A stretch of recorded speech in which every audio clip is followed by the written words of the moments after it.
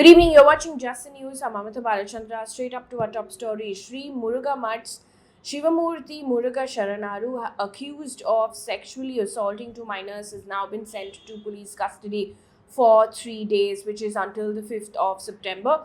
Now, the chief pontiff of the influential Lingayat Mutt was arrested late on Thursday night, post which, according to a report by the News Minute, just hours after his arrest, he was moved out of the jail in Chitradurga and was rushed to the hospital.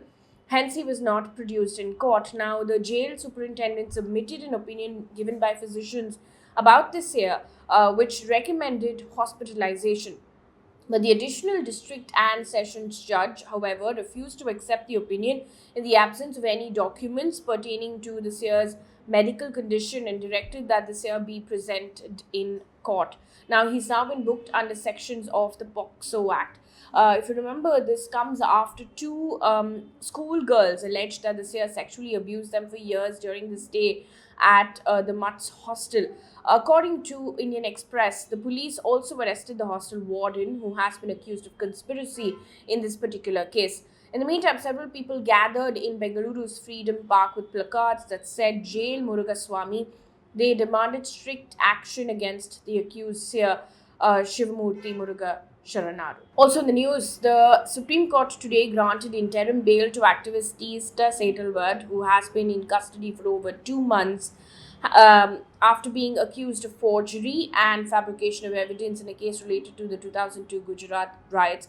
Setalvad had moved to the Supreme Court, objecting to the long gap between the date of hearings in the Gujarat High Court. Now, she was arrested on the 26th of June, 2 days after the Supreme Court had dismissed allegations of a larger conspiracy leveled by Zakia Jafri, wife of former Congress MP Ehsan Jafri, against Prime Minister Modi, who was then the Chief Minister of Gujarat, and other senior Gujarat officials in the 2002 Gujarat riots case.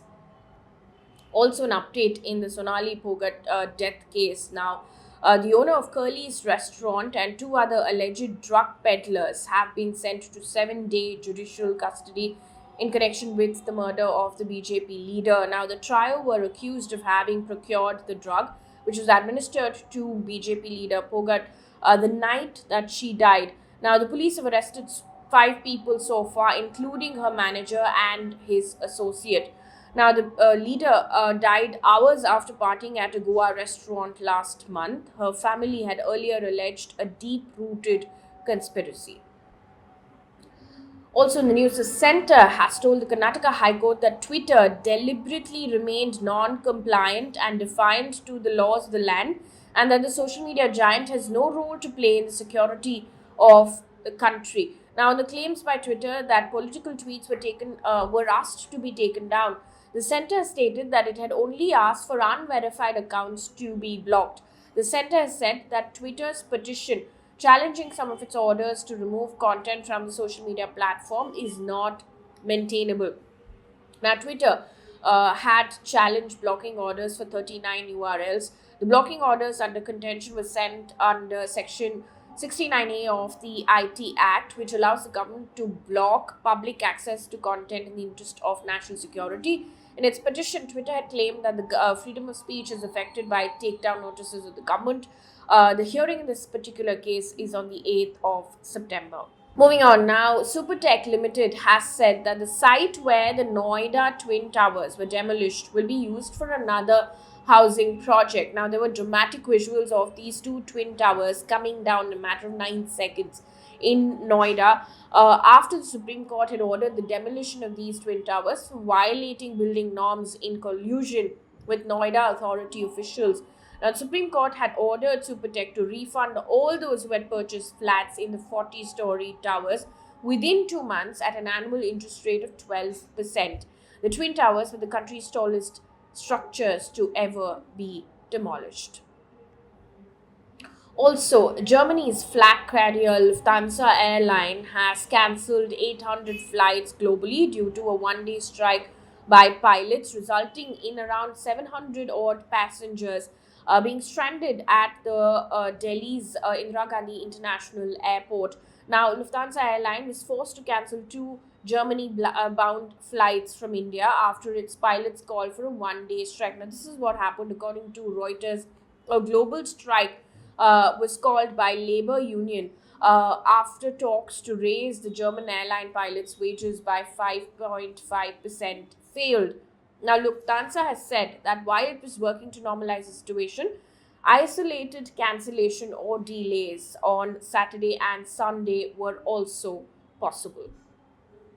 On to politics right now. This one coming in from Tamil Nadu. A division bench of the Madras High Court on Friday set aside a single judge order in favor of the AIADMK leader O. Paneerselvam in the leadership dispute between him and his rival E. Palaniswamy. Now, the bench of justices M. Dureswamy and Sundar Mohan allowed an appeal by Palaniswamy challenging the August 17th verdict of Justice G. Jayachandran, ruling that the July 11th General Council meeting of the AIADMK was invalid. Now, at that meeting, the AIADMK had elected Palaniswamy as the interim General Secretary and expelled Paneerselvam from the primary membership for having indulged in anti-party activities. On to business news right now. The State Bank of India on Thursday lowered its forecast for growth in the Indian economy for the current financial year, which is 2022-23, to 6.8% from its June estimate of 7.5%. Now, the State Bank of India report also noted that the first quarter growth rate, despite being in double digits, was way below market expectations. On to science and technology news right now. NASA, who had called off the launch of its giant moon rocket, Artemis I, launch on the 29th of August because of technical snags, is now proceeding with a second attempt, which is going to be launched on the 3rd of September. Now, NASA on Monday scrubbed the test flight of its giant moon rocket because of a temperature issue with one of its 4 RS-25 engines. On to international news. Former Myanmar leader Aung San Suu Kyi was sentenced to 3 years imprisonment with labor by a court on charges of electoral fraud. Now, Suu Kyi was ousted following a military takeover on February 2021 and put under house arrest soon after. Suu Kyi is already currently serving 17 years in jail for other offences.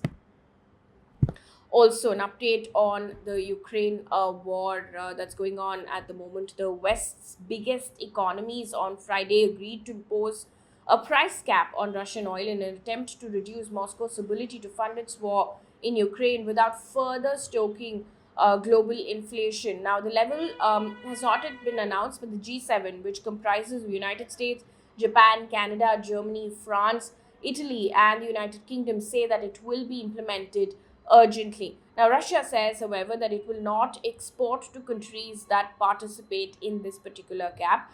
According to a report by the BBC, China and India, who are outside the G7 countries, who are also major importers of Russian oil, are unlikely to endorse this particular plan. And our good news for the day, also the biggest news that happened today, Prime Minister Modi today commissioned INS Vikrant, the country's first indigenous aircraft carrier. Now, INS Vikrant is the largest warship to be built in India. The 45,000-ton warship has been built at a cost of 20,000 crore rupees. Now, it can have 30 aircraft on board, including MiG-29K fighter jets and helicopters. Now, the warship can accommodate nearly 1,600 crew members. Now, INS Vikrant is named after its predecessor of the same name, which had played a key role during the 1971 war against Pakistan. It was decommissioned in 1997 and scrapped in 2014 after being in service for 36 years. That brings us to the end of this bulletin. Thank you so much for watching.